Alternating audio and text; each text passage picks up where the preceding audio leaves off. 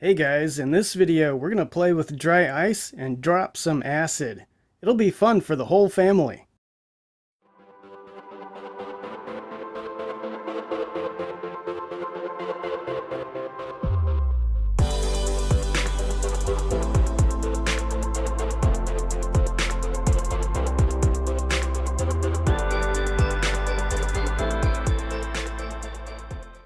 Okay, before the YouTube censors try to cancel me, I'm talking about phosphoric acid, not drugs. Drugs are bad. You shouldn't do drugs. You might remember a video I did recently when I installed the racing seat in the harness bar. In that video, I found some rust on the driver's side floor pan. In this video, we're going to address that rust. That's what the phosphoric acid is for. And since I'm working on the floorboards, I might as well remove the sound deadening from the floors as well. And that's where the dry ice comes in. I saw a video where Chris Fix used dry ice to help remove the sound deadening in his E46, and it looks like it made the job a lot easier. So maybe it'll work for me as well. Of course, the first step in that process is finding a place that sells dry ice. With a quick internet search, I learned that local Walmart and Publix grocery stores sell dry ice. However, when I checked the Walmart website, every store in my area was sold out.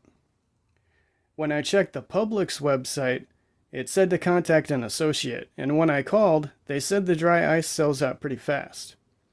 I asked if they could check, and they said there was still some left. So I hurried down to Publix and grabbed some dry ice. By the way, the dry ice was not cheap. I bought 15 pounds of it in a cheap disposable cooler, and that cost me about $50. Oh, and a side note, I left the car windows cracked open on the drive home. Remember, dry ice is made of CO2. I didn't want to take any chances. The dry ice came in big 5-pound blocks, so I broke it up with a hammer to make it easier to work with.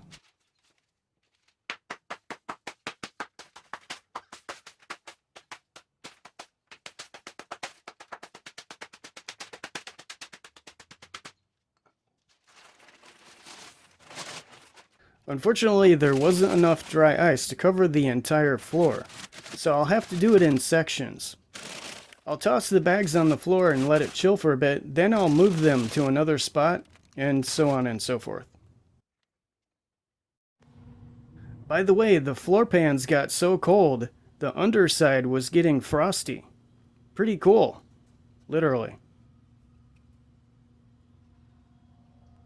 Anyway, like I mentioned earlier, I let the floor chill for a bit, then I moved the dry ice to another spot. I used a hammer to break up the sound deadening. I had to work pretty fast to get it broken up before it warmed up again. In some spots, like the driver's side footwell, the dry ice didn't work that well. I had to use a chisel and a putty knife to remove some of it. And in the back seat area, the dry ice made almost no difference. I had to go after it with a hammer and a chisel, and it took a long time. But I eventually got it done. I should probably mention I didn't remove all the sound deadening. I just removed the stuff from the floorboards and the back seat area. There is some more that can be removed, but I didn't want to bother. Anyway, here's what it looks like now. There was actually some rust hiding underneath the sound deadening material. So it's a good thing I did this, because that rust would have gone unnoticed, and it could have gotten much worse. Speaking of rust, now it's time to deal with that. The rust didn't look too bad, so I thought I would just use a drill with a wire wheel and an abrasive wheel to clean it up. But in this one corner behind the driver's seat, the rust was getting pretty bad. I think the weather seal on the left rear door was letting water into the cabin, and it was collecting in that area. Anyway, let's get after it with the drill. Looks like the drill is getting a little too close to that wiring there. You might want to... Oh. Yeah, that just happened. Let's hope I didn't damage any of the wiring.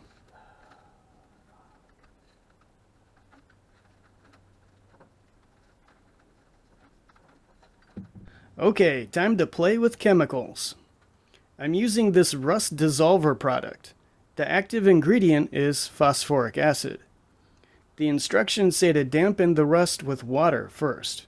Apparently the water helps it soak into the rust.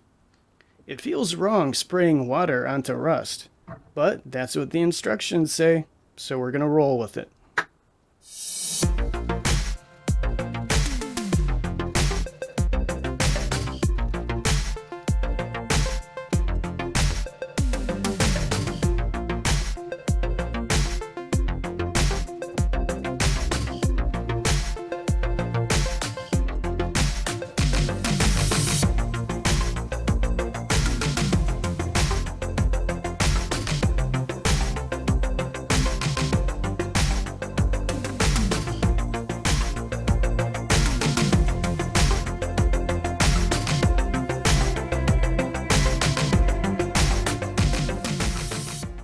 The good news is I could see some areas starting to foam up.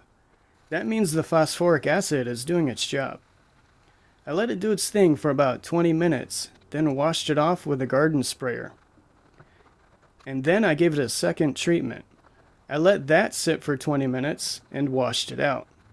Then I let it dry overnight. The next day I checked my work and was not impressed.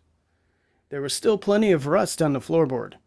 At first, I thought the rust dissolver wasn't working properly, but on closer inspection I realized I didn't grind off the rust very well. So I got out the Dremel tool and some grinding bits and tried that. I don't know if you can see it in the video, but there's a lot of rust coming off of there. So apparently the wire wheel just wasn't up to the task. So I need to grind off all this rust with the Dremel, then go after it again with the rust dissolver. I'm not going to make you watch the whole rust treatment process again, I'm sure you get the point. But I gave it 2 more treatments with the rust dissolver, then washed it off and let it dry overnight. The next day I checked it and it looked much better. Most of the rust is gone, but there was still some water that didn't evaporate yet. So I used a propane torch to boil it off. By the way, that brown stuff you see on the floor is not rust. That's residue from the sound deadening material. It was originally black, but for some reason the acid turned it brown. Anyway, now we have a couple holes in the floor. There used to be a couple plastic plugs in those holes, but the plastic fell apart. So I'm going to fill the holes with fiberglass. I cut a piece of cardboard into the shape that I want to use, then I use the cardboard as a template for the fiberglass pieces. By the way, I'm using 3 layers of 6-ounce glass cloth. We're not doing anything structural, just trying to fill a couple holes. That should be good enough. Okay, now for the coup de grace, or the pièce de résistance, or whatever French saying you want to use. We're going to coat the floorboards with Por 15. I had this old can of Por 15 in the shop, and it was still good. Although it's the silver color and the silver pigment has separated out, but it should still work. I'm also going to use the Por 15 instead of fiberglass resin on those fiberglass floor patches.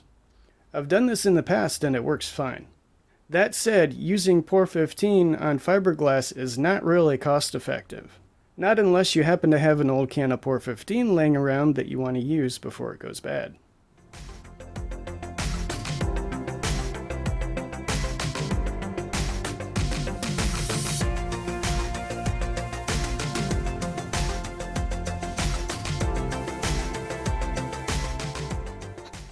Oh, I forgot to mention, I taped up those holes in the floor, the ones that we're going to fiberglass over, so the Por 15 doesn't leak out. Anyway, I let the Por 15 cure overnight, and came back the next day to check on it. I'm pretty happy with the results. The fiberglass patches look great, and all the Por 15 is fully cured. That should protect the floorboards from rust for many years. However, Por 15 does have one weakness. It does not handle UV radiation very well.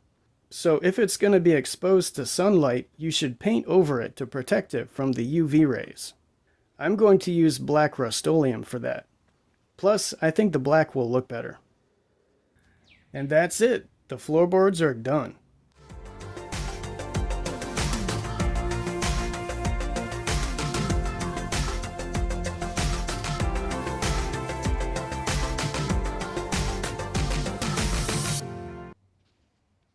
I almost forgot. Let's weigh the sound deadening material and see how much weight we removed from the car. According to my bathroom scale, the sound deadening material weighed a little bit over 9 pounds. That's not a huge amount of weight, but every little bit helps. Anyway, that's it for this video. See you next time.